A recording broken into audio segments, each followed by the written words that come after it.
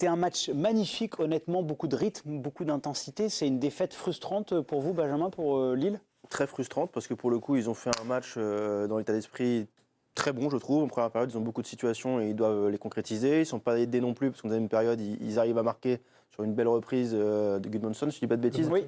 Et pour un enjeu au millimètre, il est refusé. Donc, cette fois, la VAR, elle a marché. Pas cette comme, fois, la VAR a marché. comme à Lisbonne. Donc, pas grand. Je sais qu'Olivier est très tatillon. La ligne n'était pas bien placée, mais bon, vous n'étiez pas d'accord? Non, mais, ça joue à rien. je l'ai annoncé. Tu vas voir, le hors-jeu, il va être d'1 millimètre, et c'est le cas. On avait une vanne pendant le match et on rigolait, on disait ça va arriver, tu vas voir, la prochaine VAR, ça va jouer au millimètre et ça va pas louper. On peut juste noter quand même que la situation qu'on a vue avec Marseille sur la faute dans la surface, elle est aussi, pour Aston Villa, il y a Benjamin André qui commet une faute, à peu près exactement la même faute, et là pareil, pas de VAR, rien du tout, et pénalty non sifflé. À mon sens, il y avait là aussi pénalty. Là aussi pénalty. Philippe, vous étiez effrayé du niveau technique de cette rencontre entre Marseille et Benfica. Là, entre Aston Villa et Lille, c'était un très très grand match de Coupe d'Europe. C'était un très beau match, effectivement. Il y avait de la densité, de l'intensité au milieu de terrain, il y avait de la construction, il y avait peu de déchets. Malheureusement, le déchet, il est devant, il est dans la finition, on le sait. Cette équipe de Lille, elle propose quelque chose de très intéressant depuis des mois maintenant, même depuis la fin de saison dernière. Il manque probablement une deuxième pointure devant parce que Jonathan David multiplie les efforts, les percussions. Parfois, il est peut-être un peu court au moment de la finition parce que c'est toujours lui qui fait les appels et que ça se paye à un moment donné. Voilà, si cette équipe avait un peu plus de moyens et qu'elle pouvait se renforcer avec un ou deux joueurs, ce serait redoutable parce que toujours l'argent. Il y a une vraie construction et on sent qu'il manque pas grand-chose. Un petit peu d'expérience, un petit peu de talent dans la dernière passe devant et ça pourrait être une très belle machine. Raymond, je sais que vous êtes attaché à notre football français, que vous l'aimez profondément. Quand on voit ce que Lille est capable de réaliser. Mais l'entraîneur est étranger. L'entraîneur est étranger, bien sûr, mais c'est un club français. C'est un handicap. Oui, vas-y. Non, mais honnêtement. Pas du tout. Non, je te taquine. Tu aimes bien Fonseca. Non, mais j'ai dit, le problème, c'est qu'on le fait en rigolant et on estime pratiquement après que c'est vrai. Je veux dire que les qualités de ce que montre Fonseca, je veux dire, voilà, tout le monde peut que souligner que c'est un travail de qualité. On proteste, et je proteste en tant que président du syndicat, quand c'est des pipes qui arrivent. Et on a eu quelques Italiens qui ont prouvé leur qualité. Et vous voulez parler de Fabio Grosso ? Et là, on peut s'estimer. Non, mais tu peux pas traiter un entraîneur de à la place qui mais déjà, tu peux pas. Voilà, c'est tout. Tu peux pas traiter un entraîneur étranger de pipe.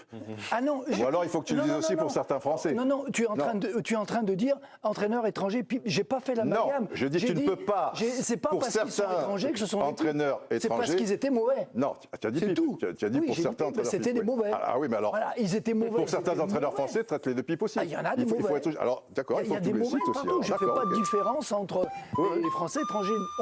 On se bat contre les incompétents, pas contre les étrangers. Pas contre les nationalités. Bah non. Ce débat autour de la pipe était très intéressant. Voilà. On va maintenant se recentrer sur... Il faut que ça soit des deux côtés, les pipes. Oui, bien. Excellent. Oui. On va parler juste de Lille quand même. Il y a des longs, il y a des courts. Olivier, vous étiez peut-être pas obligé de... On va masquer. C'est effroyable.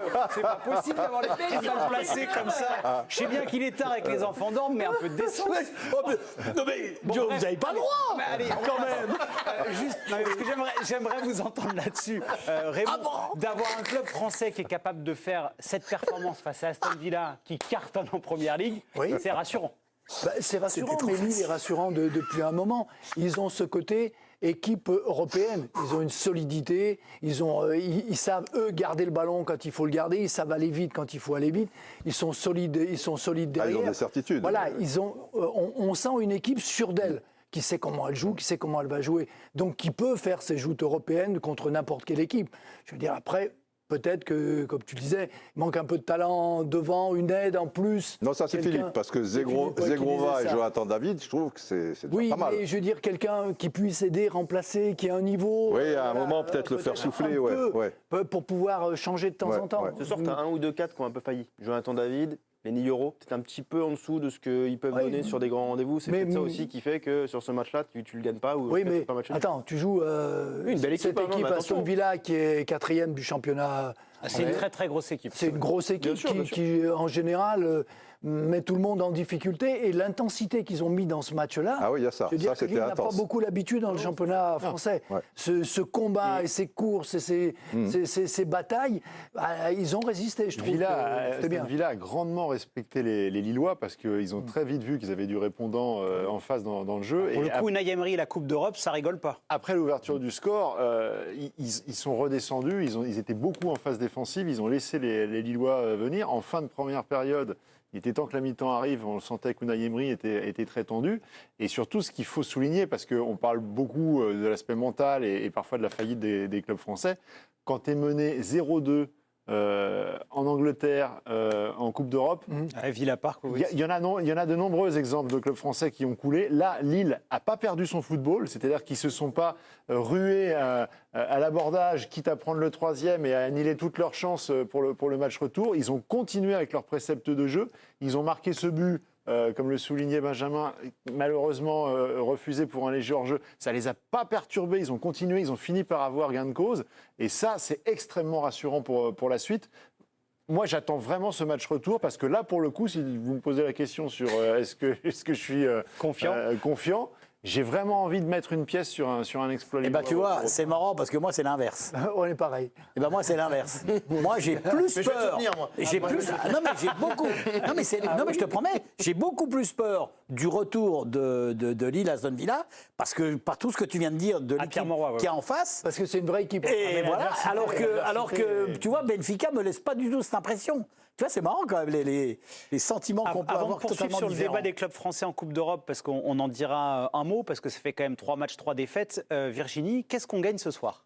Regardez ce joli maillot des Lillois, signé par plusieurs joueurs. Alors, pas tout le groupe, forcément, mais il y a quand même 15 signatures, donc c'est plutôt pas mal. Est-ce qu'on gagne les morceaux de... C'est le maillot de Lille. Hein. Est-ce qu'on C'est gagne les Maëlys, morceaux de oui. C'est Gaffer Maëlys. avec ou pas? Non, Mais ça, c'est parce qu'on n'a pas le droit de montrer des marques. de faire de la pub. Je le très bien. rappelle. C'est très joli comme ça. Voilà. Merci beaucoup, À gagner sur le compte Virginie. Twitter de l'équipe du soir.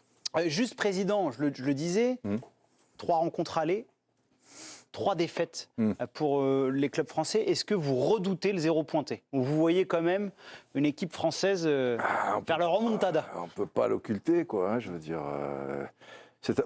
les 3 matchs semblent possibles. Tu peux avoir le grand chelem, tu peux tout avoir, quoi. Je ne dirais pas que c'est du 50-50. C'est le PSG qui me paraît bizarrement le plus mal placé dans Vous cette pensez histoire. Ben oui, parce que Barcelone, je trouve qu'ils ont du jeu, ils ont des individualités. Il y a des individualités. Il est dans 6 jours le match. Dans quel état psychologique Donnarumma va être dans 6 jours, tu vois Mbappé, je sais pas, il a un réveil, à un moment, ça va sonner. On va en parler dans quelques instants. Ouais, et bon, les autres, ils me paraissent quand même. Plus à même. Ouais. Mais des trois, pardon, je veux dire, mais des trois. Allez-y, Olivier. C'est quand même les Lillois, même si j'ai dit que j'ai peur Oui, pour oui. eux, mais C'est eux c'est qui quand ont le même plus montré. c'est quand même eux où on a les plus de certitude dans le jeu. Ouais. Paris, on est tous en train de dire, mais on n'arrive toujours pas à comprendre. Quand tu changes de composition d'équipe systématiquement à tous les matchs, il y a un moment, c'est compliqué. Et Marseille, on l'a expliqué par tous les problèmes. C'est quand même Lille qui a la plus de cohérence dans le jeu. C'est clair. Ouais. Ça veut pas dire que c'est eux qui ont le plus de chance. Mais non, c'est ça qui est terrible. C'est la beauté du football. C'est ça qui est terrible. Virginie, on revient à vous, si vous le permettez.